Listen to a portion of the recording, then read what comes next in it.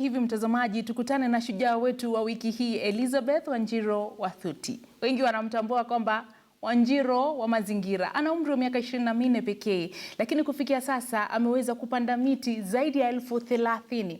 Hayo yote anayatimiza kupitia shule mbalimbali. Nini ambacho kimempa ushawishi au motisha ya kufanya hivyo? Anasema anaiga mienendo ya marehemu Wangari Maathai. Je, huenda ndiye Wangari Maathai wa kizazi kipya? Tukutane naye kwenye shujaa wa wiki. Leo tuko tayari kupanda miti. Mko tayari? Haya, niko na aina tofauti ya miti hapa, na ya kwanza ndio hii mnaiona. So hii inaitwa makamia. Semeni makamia. Makamia. Alafu niko na aina nyingine hapa, mnaiona? Hii inaitwa croton. Semeni croton. Croton.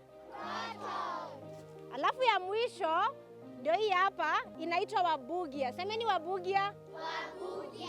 Sawa sawa. Sasa nitapatia kila mmoja wenu mti, sawa?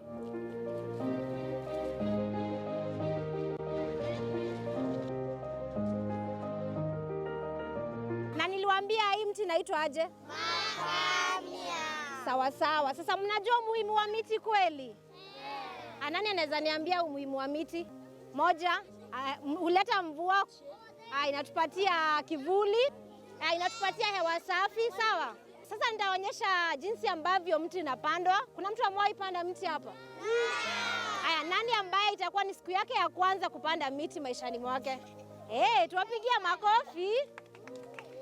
Niko na maji hapa, lakini hamwezi ona, lakini nitaweka maji hapa, si ndio? Ndio niweze kusaidia hii mchanga iweze kushikana. Sawa sawa? Ndio nitoa hii karatasi vizuri, sawa? So nitasaidiwa hapa kidogo kuweka maji. Nataka niongeze maji hapa. Sasa nimeshaweka, sawa? Sasa nitaonyesha kila mtu jinsi ambavyo unaweza kutoa hii karatasi. Pole pole tu. Naona vile inakaa? Kumaanisha hii karatasi tunaweza tumia mara nyingi? Sawa sawa? Haya, nitashikiwa hii. Nani atanishikia hii? Haya, sawa. Sasa kila mtu akishapanda, tutaokota haya makaratasi, sawa sawa? Mnaona? Tutaokota, sawa? Ndio tutumie tena ili isiharibu mazingira sawa sawa? Haya, sasa nataka wanafunzi watatu wale ambao watalinda huu mti ambao nitapanda hapa kwa shule yenu. Mmoja, kijana mmoja. Mwingine? Na wewe. Haya, sawa.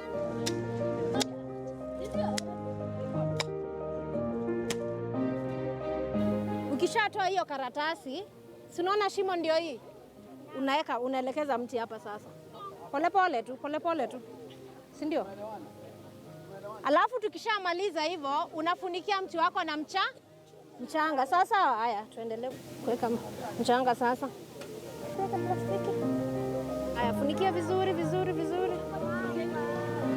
Miti inahitaji nini kumea? Maji. Si ndio? Sasa wanapatia mti maji. Alafu si mnajua kwa sasa mvua inanyesha. Kwa hivyo tutaweza kupata maji mingi ya kusaidia miti imee, si ndio? Sasa nataka kila mtu pale ambapo utapanda mti wako ukumbuke ni wapi, si ndio? Na ni mti aina gani? Yako ilikuwa gani? Mkumbuka? Mkumbusheni ilikuwa gani? Makamia, si ndio?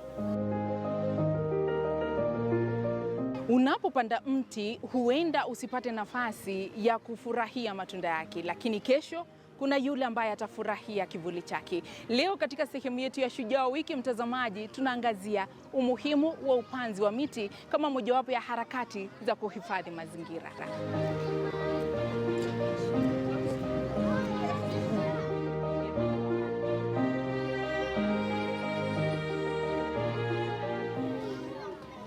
Mtazamaji, leo katika sehemu yetu ya Shujaa wa Wiki tunakutana na Elizabeth wa Thuti au Wanjiru wa mazingira, ambaye kufikia sasa amepanda zaidi ya miti 30,000 humo nchini kupitia shule mbalimbali. Je, nini ambacho kinamvutia kufanya hivyo? Tukutane naye katika sehemu yetu ya Shujaa wa Wiki.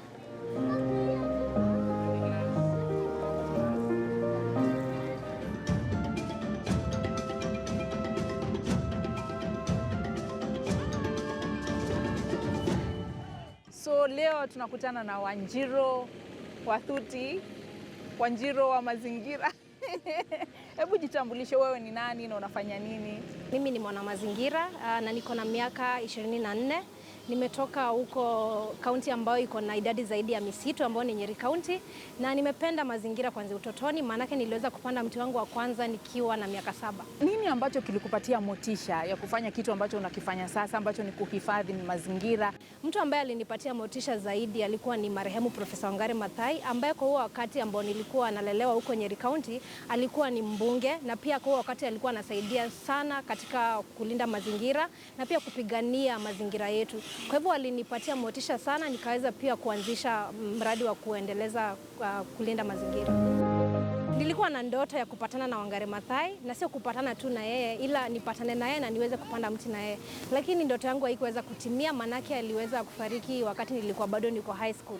Sasa ni jambo ambalo lilinivunja moyo sana, lakini sikufa moyo, manake nilienda nikasoma kitabu chake ambayo kinaitwa Unbound, na kikaendelea pia kunipatia motisha zaidi ya kuendelea kutunza mazingira. Kuweza kuzaliwa katika kaunti ambayo iko na idadi kubwa zaidi ya misitu, yani ilikuwa ni miti kila mahali, nikitembea, nikienda shuleni, nikirudi, ikaweza kunisaidia sana kuweza kupenda mazingira nikiwa bado niko mdogo. Nakumbuka siku moja nilipokuwa primary school, niliweza kuenda on a trip ambayo niliweza kuzingatia mambo mbaya ambayo ilikuwa inatendeka kwa mazingira yetu. Watu walikuwa wanakata miti ovyo ovyo, mito nayo ilikuwa imechafuka, na nikahisi ni jambo ambalo lilinikera sana, na nikahisi kwamba lazima ningefanya kitu kusaidia kuyaboresha mazingira yetu. Musema kwamba mazingira ni sawa na hewa ambayo napumua. Kwa hivyo ninapokuwa katika msitu nasikia ni kwamba ni kama naishi, unaona? Ni kama kwamba ni hewa ambayo napumua. Na ndio maana inanipatia ile motisha pia kuendelea kuyalinda mazingira yetu, na pia kuendeleza kuongeza idadi ya asilimia ya misitu yetu hapa nchini Kenya. Kufikia sasa nadhani tumeharibu misitu yetu sana, na ni jambo ambalo nadhania ni wakati ambapo umefika tufikie kikomo kuharibu mazingira yetu, na sana sana misitu yetu. Maanake tutakuwa tumeathiri kizazi ambacho kinakuja. Kwa hivyo nadhania ni jambo ambalo tunapaswa saizi tutilie makini sana, kwa sababu idadi yetu iko tu katika 7%. Na unajua hiyo ni chini ya 10% ambayo kila nchi inapaswa ikuwe nayo katika dunia mzima. Kwa hivyo tufanye vizuri sana kwa kutunza misitu yetu. Tunapaswa tuendelee kutia bidii zaidi, tufikie asilimia zaidi ya 10 mwaka wa 2022, ama pia zaidi ya asilimia 10.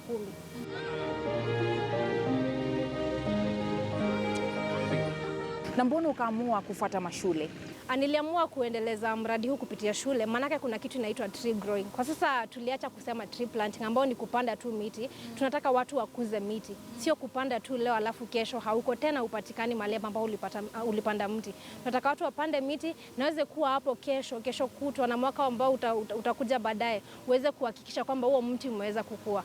Na tutakapofanya hivi tutasaidia sana katika kuongeza asilimia idadi ya misitu yetu.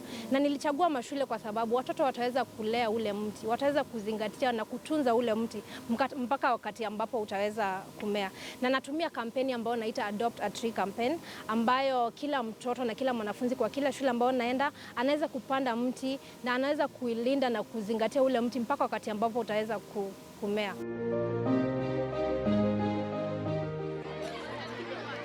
Kufikia sasa nimeweza kufikia shule zaidi ya 30, na nimeweza pia kupanda miti zaidi ya 30,000 kufikia sasa. Nahisi kwamba nafanya jambo ambalo napaswa kuwa nikifanya mimi kama binadamu, manake tuko duniani kusaidia katika kuboresha mazingira. Hatuko duniani kusaidia katika kuharibu mazingira yetu. Kwa hivyo nahisi kwamba mimi kama binadamu nafanya yale ambayo napaswa nifanye nikiwa hapa duniani. Kwa hivyo ni jambo ambalo ningependa kila mtu aweze kujivunia kulinda mazingira. Hata mtu anapokuwa anasafiri barabara, ni usitupe takataka ovyo ovyo. Ujivunie kuwa uko nchini kusaidia kuboresha mazingira, lakini sio kuharibu.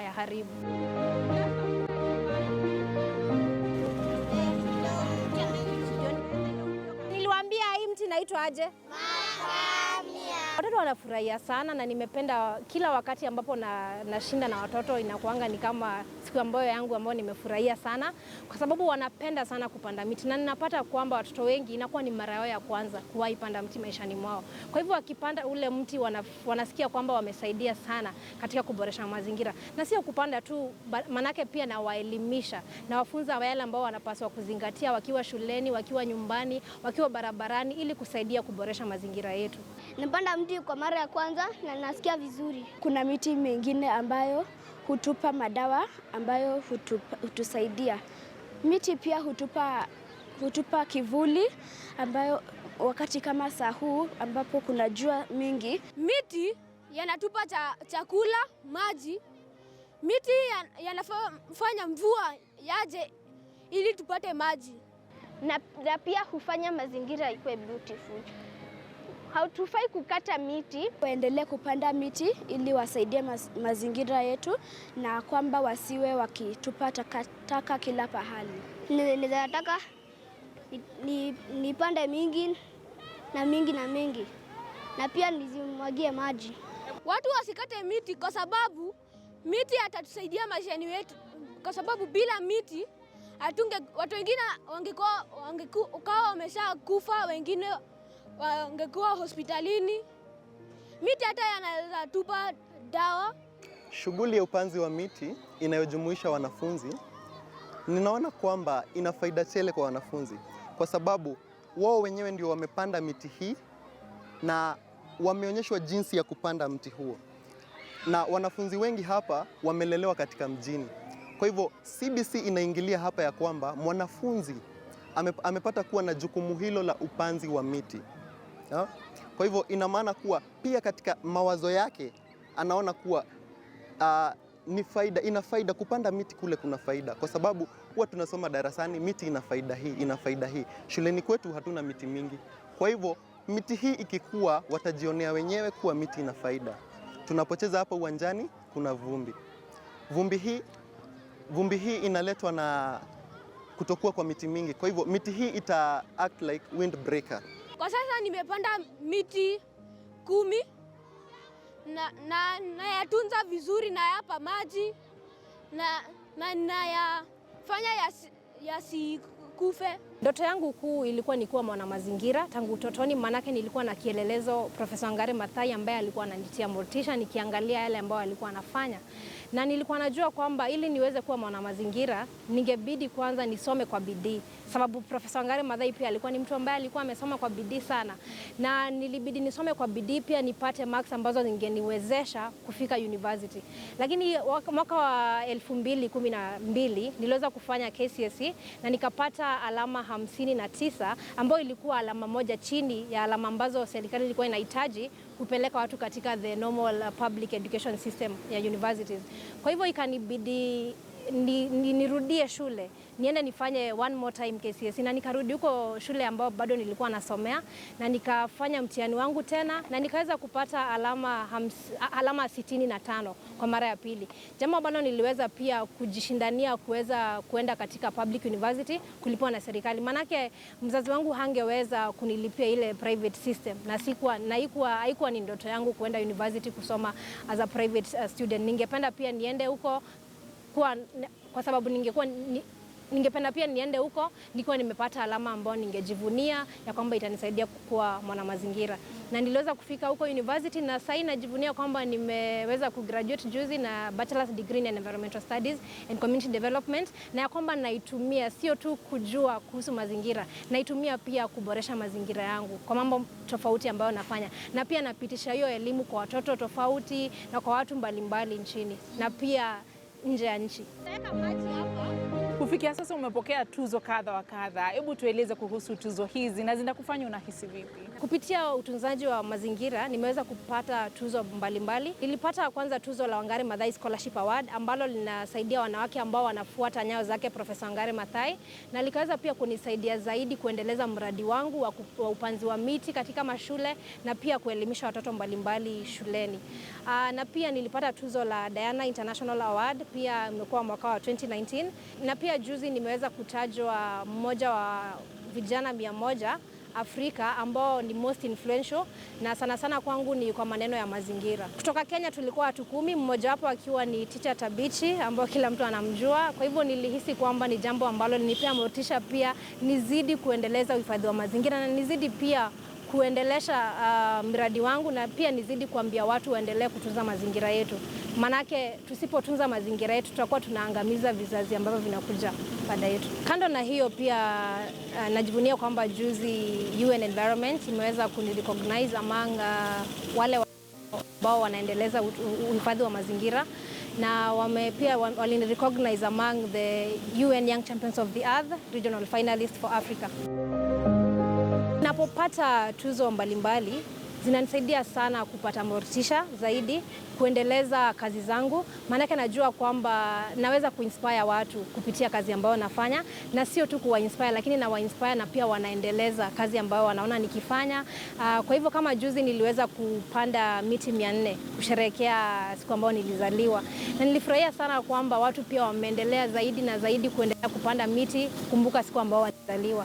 Kwa hivyo wakati naona watu wanatumia ile motisha ama ile kazi ambayo nafanya pia wanajua zaidi ama wanaweza pia kupata hiyo motisha ama motivation ya kuendelea pia kutunza mazingira, nafurahia sana kujua kwamba hii sio kazi ambayo tunaweza kufanya peke yetu. Pia pata fursa ya kuzungumza katika mikutano tofauti ya kimataifa. Je, unazungumza kuhusu mambo gani na wanakupokea vipi? Naweza sema kwamba nimeweza kupata nafasi ya kuzungumzia kazi yangu katika washirika mbalimbali hapa nchini Kenya, na mojawapo ilikuwa ni Ministry of Environment ambao nilipata hiyo nafasi ya kuelezea zaidi yale ambayo nimekuwa nikifanya tangu mwaka ambao nilianza ambao ni 2016, na naweza sema kwamba wamekuwa wakinitia motisha pia na kunisaidia hapa na pale.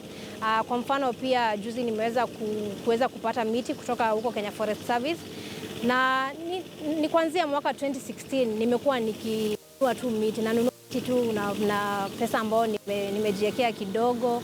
Kwa hivyo sikuweza kupanda miti mingi zaidi, lakini najua kwamba watu wakiweza kunishikilia ama wakiweza kunisupport tutaweza kuendeleza ama kukuwa na a very big impact.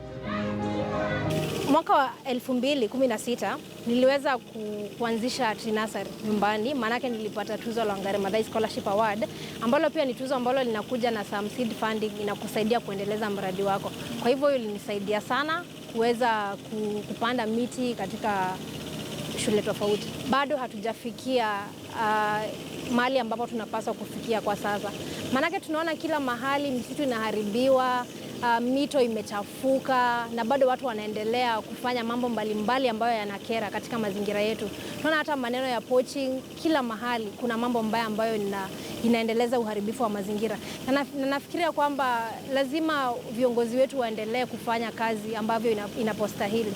Maanake tusipofanya kazi yetu vile ambavyo inastahili, tutakuwa tunaharibu mazingira yetu na tutakuwa tunaweka kizazi ambacho kinakuja at risk. Na katika harakati hizi ni changamoto zipi ambazo umekuwa ukikutana nazo? Changamoto ya kwanza ni kwamba unapata kwamba sio kila mtu anapenda mazingira na sio kila mtu anajua kwamba mazingira inapaswa kuhifadhiwa. Kwa hivyo unapata nikipatana na watu mbalimbali ambao hawaamini kwamba yale ambayo tunafanya ni kitu ambayo itakuja kusaidia vizazi ambavyo vinakuja baada yetu.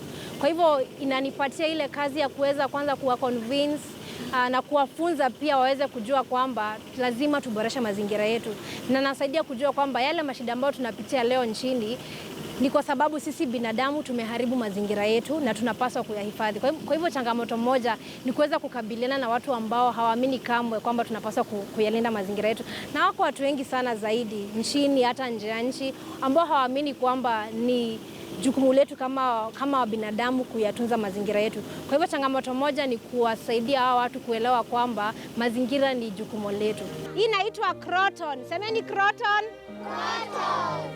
Alafu ya mwisho ndio hii hapa inaitwa wabugia. Semeni wabugia. Wabugia. Sawa sawa. Sasa nitapatia kila mmoja wenu mti, sawa? Mko tayari kupanda miti? Yeah. Haya, na pia changamoto nyingine pia imekuwa kukosa like tree seedlings. Mara nyingine unapata unafika kwa shule iko na watoto 1000, na watoto 1000 ningependa wote wajue kuhusu kupenda mazingira, na nafanya hivi kwa kuwafunza practically kuensure kwamba wamepanda mti na kulinda mti katika environment ya shule yao. Unapata kama ni watoto 1000 nitahitaji miti 1000, lakini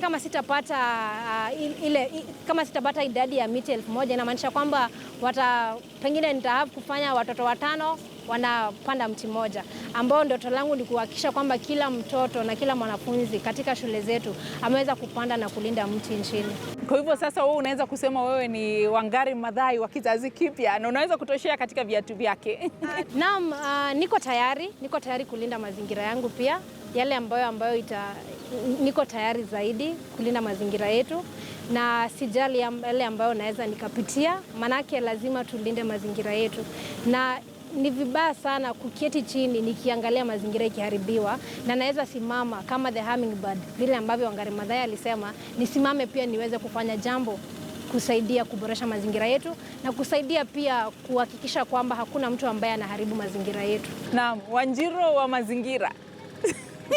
Leo tunakutambua kuwa shujaa wa wiki. Tunatambua kazi yako na tunakupongeza kwa kazi nzuri ambayo unaifanya katika jamii. Mtazamaji, ni Wanjiru ambaye anahusika sana katika ukuzaji wa miti humu nchini na uhifadhi wa mazingira. Kila mwaka humu nchini tunazungumza kuhusu ukame, tunazungumza kuhusu kiangazi, tunazungumza kuhusu mafuriko, lakini wajua kwamba mimi na wewe tunachangia kwa njia moja au nyingine katika athari hizi katika mazingira.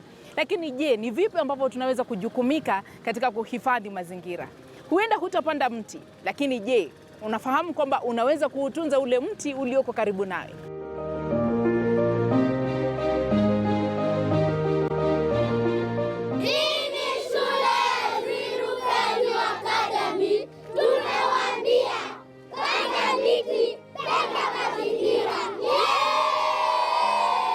Shukran sana kwa kuchagua taarifa zetu za Dira ya Wiki, lakini kabla sijakuaga, tupate sehemu yetu ya kila siku ya Ijumaa ya Fahamu Ishara, ambapo tunajifunza lugha ya ishara. Shukran sana.